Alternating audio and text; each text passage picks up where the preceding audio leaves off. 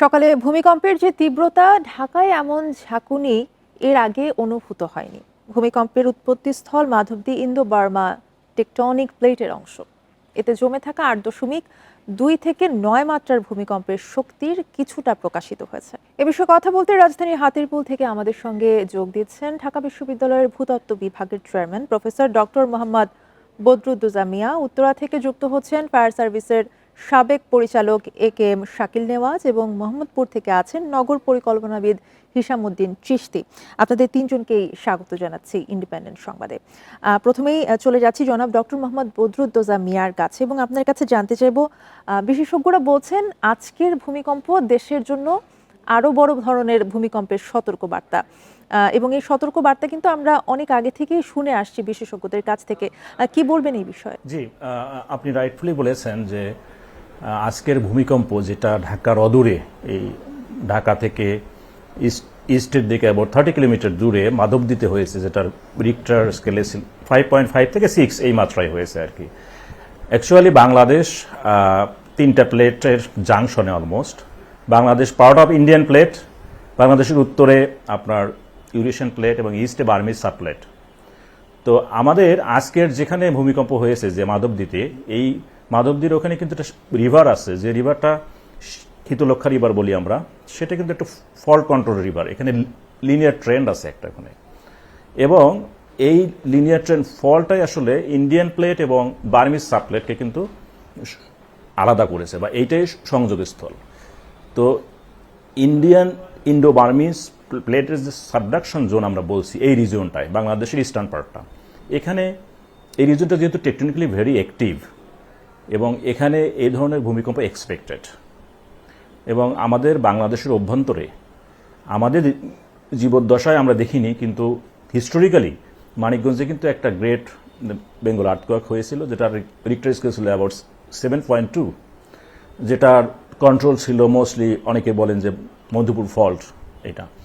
তো আমাদের এই ইস্টার্ন সাইড যেহেতু টেকনিক্যালি অ্যাক্টিভ এবং এই ধরনের ভূমিকম্প হবে, আমরা গবেষকরা বিভিন্নভাবে স্টাডি করে আমরা বলে আসছি যে একটা 8 থেকে 9 মাত্রার ভূমিকম্প এখানে এক্সপেক্টেড, বিকজ গ্রেট আসাম আর্থকোয়েকের পরে আসলে বড় ধরনের কোনো ভূমিকম্প এই রিজিয়নে হয়নি, যার কারণে এই সাবডাকশন রিজিয়নে হিউজ অ্যামাউন্ট অফ এনার্জি কিন্তু লকড হয়ে আছে।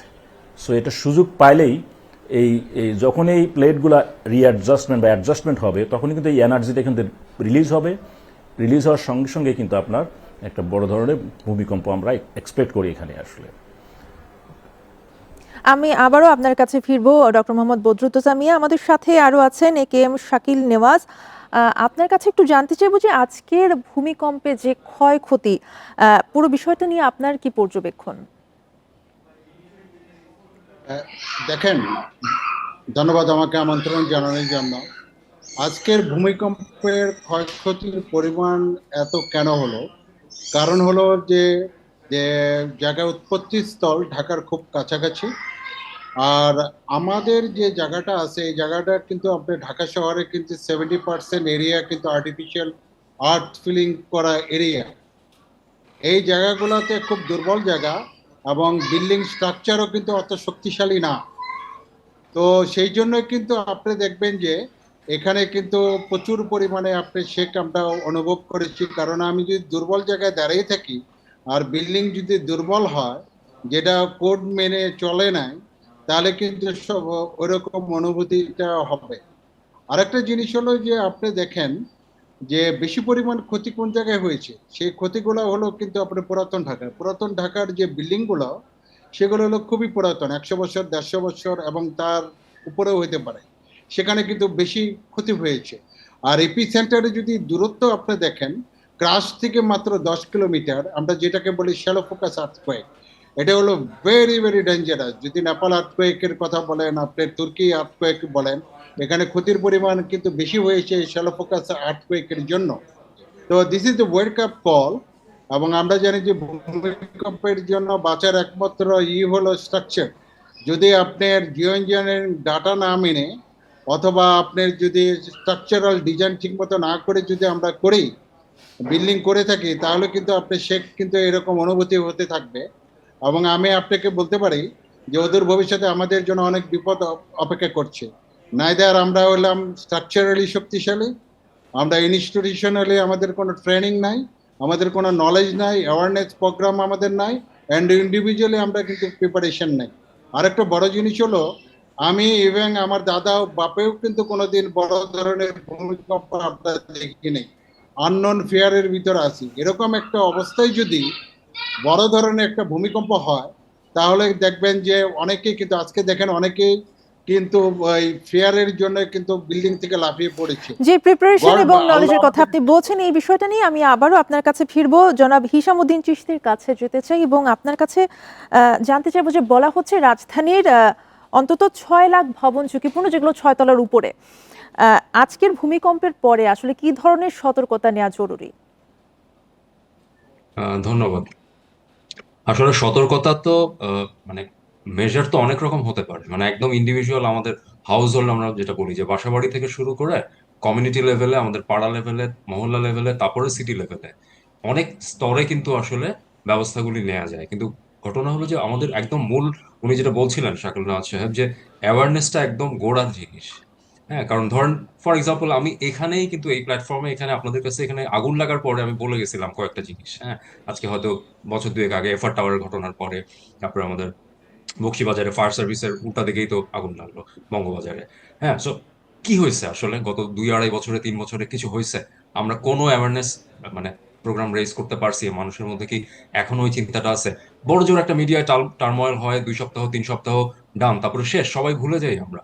সো এই মেমোরিটা আসলে আমাদের মধ্যে, ওই প্রথম কাজ হলো আমার মনে হয় যে ওই সচেতনতা। এবং মানে এগুলো তো লং টার্ম মেজার্স আছে, রাজুক কি করবে, বিল্ডিং কতগুলি, কিন্তু আমার মনে হয় যে আসলে আমাদের সবচেয়ে হেল্পলেস আমরা কখন ফিল করি?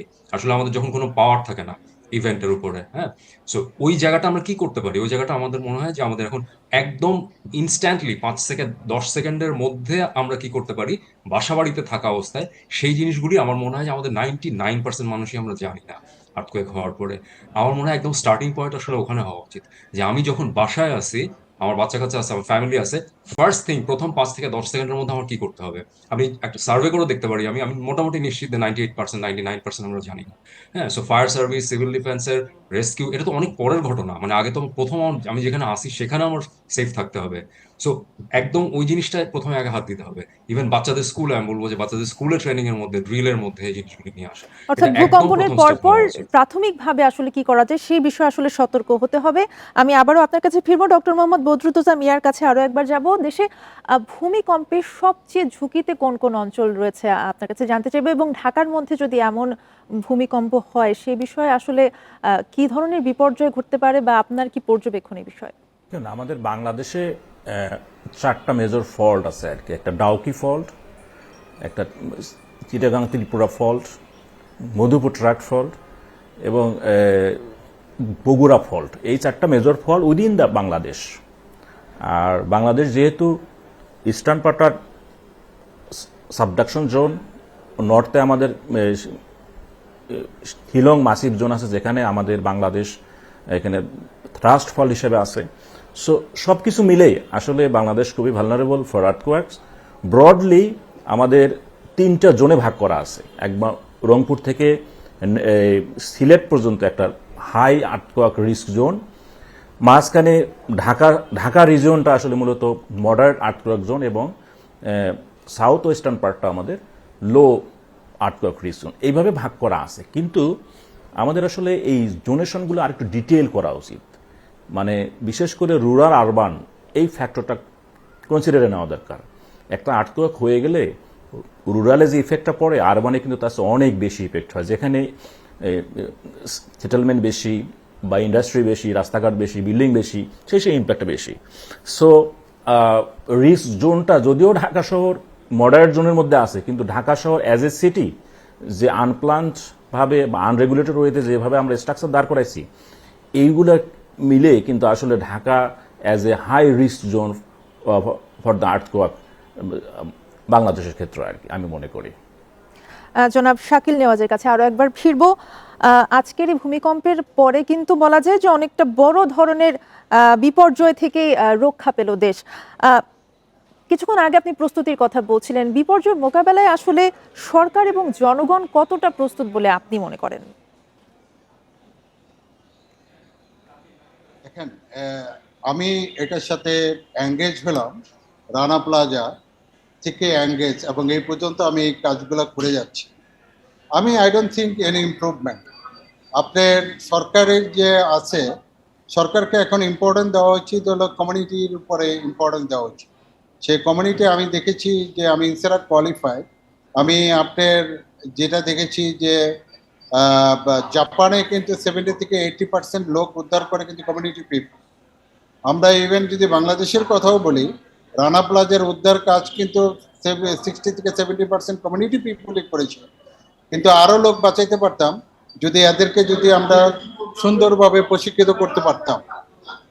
কিন্তু আমরা সব জায়গায় যেটা আমরা দেখি, বাংলাদেশি শুধু বলেন আপনারা শুধু ফায়ার সার্ভিস অমুকই করে, ফায়ার সার্ভিস তো এমনি উন্নত হবে, কিন্তু কমিউনিটি লেভেলের প্রস্তুতি না থাকলে, ইন্ডিভিজুয়াল লেভেলের প্রস্তুতি না থাকলে আপনি কি করবেন? আমাদের কি বাড়ি পর্যায়ের কোনো প্রস্তুতি আছে? আমাদের সেক্টর পর্যায়ে কোনো প্রস্তুতি আছে? আমাদের কোনো আপনি যদি বলেন যে উপজেলা পর্যায়ে কোনো প্রস্তুতি আছে, ডিস্ট্রিক্ট লেভেলে প্রস্তুতি আছে, কোনো জায়গায় প্রস্তুতি নেই। আমাদের যদি বলেন স্কুল, কলেজ, ইউনিভার্সিটি, কোনো প্রস্তুতি নেই, জিরো। এই জায়গাগুলোতে আপনার ইম্পর্টেন্স দিতে হবে।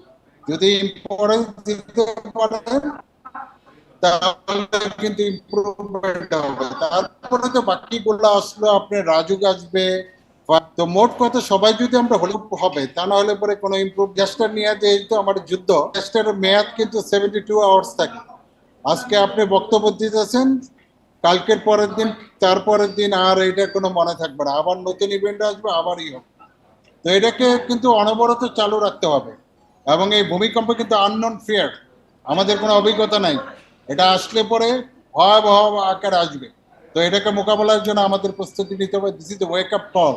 এটাকে কোনোভাবেই ধরা যাবে না যে এটা বেঁচে গেলাম, ভবিষ্যতে আরো বড় ধরনের আসবে, and you'll have to wait for that.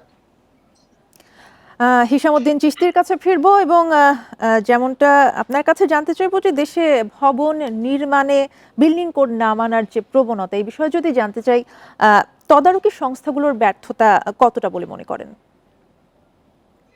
আসলে আমাদের ইনস্টিটিউশনাল সেট আপ যেভাবে এখন হয়, যেমন ধর ফর এক্সাম্পল আমি যদি রাজুকের কথাই বলি বা এই ধরনের যে কোনো অর্গানাইজেশন যেগুলো আছে, সিডিএ বা অন্যান্য অর্গানাইজেশন, তাদের কাছে যখন নকশা জমা পড়ে, তারা কিন্তু স্ট্রাকচারাল ডিজাইন ইভালুয়েট করে না, মানে অ্যাসেসমেন্ট করে না যে এটা কতটা মজবুতভাবে তৈরি, আর্থকোয়েক।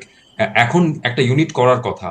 আমাদের যেমন একটা আরবান রেজিলিয়েন্স প্রজেক্ট বলে একটা বিরাট কাজ হয়েছে ঢাকার আর্থকোয়েক নিয়ে, কিন্তু রিস্ক নিয়ে। কিন্তু আমি জানি না এখন পর্যন্ত আমি কোন ম্যানিফেস্টেশন, কোন ইমপ্লিমেন্টেশন দেখছি না যে ওটার প্রপোজালগুলি, যেমন একটা ইউনিট, আলাদা একটা ইউনিট করার কথা ছিল এই সংস্থাগুলোর, এই ধরনের সংস্থার ভিতরে, যারা ওই ধরনের অ্যাসেসমেন্টটা করবে যে ডিজাইনগুলি ভূমিকম্প সহনীয় হচ্ছে কিনা। কিন্তু এখন কিন্তু জাস্ট আর্কিটেকচারাল ডিজাইন দেখে ভবন নকশা অনুমোদন করা হয়। হ্যাঁ, তাতে কিন্তু আমি বুঝতেই পারছি না যে কোন বিল্ডিংগুলি আসলে ভালনারেবল, কতটুকু ভালনারেবল, কি কি ব্যবস্থা নেওয়া উচিত। তারপর আপনার সিডিএমপি কাজ হয়েছে ঢাকা নিয়ে, ইউআরপি কাজ হয়েছে, তো এগুলোর ইমপ্লিমেন্টেশনটা কোথায়? এই জন্য আমি বলছি যে আমাদের আসলে ইনস্টিটিউশন যা করার, মানে ঢাকার তো আমরা দেখছি ড্যাপে কাজ করে আসছি আমরা, যখন 95% বিল্ডিং এর অনুমোদনই নাই, সেখানে ভূমিকম্প সহনীয়তা তো আরো অনেক পরের ব্যাপার। আমরা বেসিক কন্ট্রোলই এখনো করতে শিখিনি, যে আমরা সেটব্যাক মানে যথেষ্ট জায়গা ছাড়ি কিনা। হ্যাঁ, তারপরে অন্যান্য ঘরের মাপ যা আছে যেভাবে করা উচিত ডিজাইন অনুযায়ী, নকশা অনুযায়ী, সেটাই করি কিন্তু না। তো আরেকটা বিষয় ভূমিকম্প যদি জানতে সহনীয়তা চাই, আরো বড় রাজধানীর ব্যাপার। ভবনগুলোতে কি এখন কোনো সংশোধনমূলক ব্যবস্থা নেওয়া সম্ভব? হ্যাঁ, অবশ্যই সংশোধনমূলক ব্যবস্থা তো নেওয়া সম্ভব। আমি ওই জন্যই দুইটা লেভেলেই বলছি, যে কমিউনিটি এবং শাকিল নিয়াজ সাহেব যেটা বলছিলেন, যে কমিউনিটি লেভেলে এবং ইনস্টিটিউশনাল লেভেলে। ইনস্টিটিউশনাল লেভেলে আসলে একদম সবচেয়ে ভালনারেবল যে জায়গাগুলি, সেই জায়গাগুলোতে প্রথমে, কারণ আমাদের প্রায়োরিটি করতে হবে। আমাদের বুঝতে হবে যে আসলে 21 লাখ বিল্ডিং কে কালকে সকালবেলায় আমি বললে আসলে চেঞ্জ করে ফেলতে পারবো না।